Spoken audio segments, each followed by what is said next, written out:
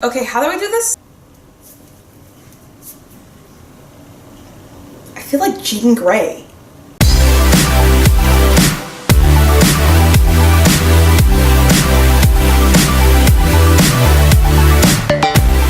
Everyone seems to have the Pokemon type they really like to use, or the one they consider their favorite, and if I had to pick, my favorite type would definitely be Psychic.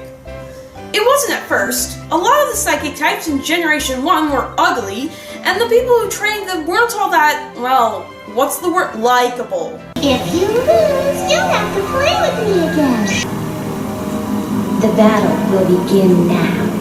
It wasn't until I played XD and used Pokemon like Gardevoir and Lunatone that I started liking Psychic types. And even when I didn't have a Psychic type on my team, I usually had a Psychic type move. But some moves are better than others, and that's why I'll be counting down the top 5 Psychic type moves.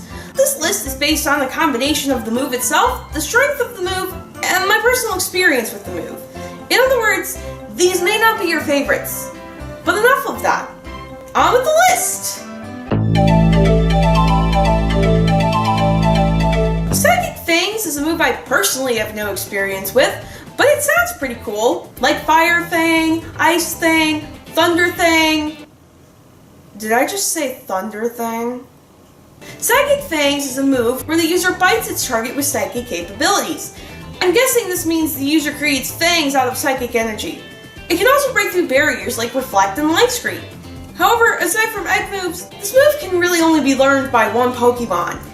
And now we're back to the Pokemon being ugly. Psychic Fangs sounds promising, but it's too bad more Pokemon can't learn it. The concept of Dream Eater is simple. The Pokemon eats the dreams of the opponent, thus stealing its HP. I love moves that kill your Pokemon with the opponent's HP because then I don't have to waste a turn using an item. The problem is this move only works when the opponent is sleeping.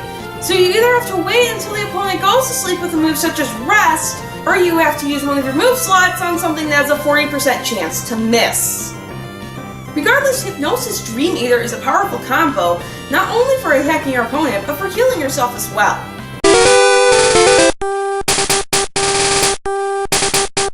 Like most people my age, I started playing Pokemon with Generation 1, and although it was cool to have a Pikachu follow you everywhere, it put you at a serious disadvantage when facing Brock. So I caught Caterpie, raised it to level 12, or was it 10, and saw the confusion. And then I still didn't fight Brock because it was positive I would never win. But when I finally got brave enough to do it, I was amazed at how much the HP bar went down with one attack. I used the same strategy with my Ralts and Sapphire and again in Omega Ruby along with my Trico. Confusion also has a small chance of confusing the target, which is a great bonus. Confusion is also seen to have a variety of different uses, as in the anime it's been used to simulate Zero-G, and can be used to completely stop an opponent. Confusion isn't the greatest move, it only has a power of 50, but it's great to have early in the game. Extra Sentry was my go-to psychic move in Pearl. I was completely intrigued by the way it distorted the sprite of an opponent, and I had a lot of good luck with it. The move itself is mysterious, as it is described as attacking with an odd, unseeable power. This may cause the opponent to flinch, which comes in handy. This move has a base power of 80 and is a sure hit, making it a force to be reckoned with.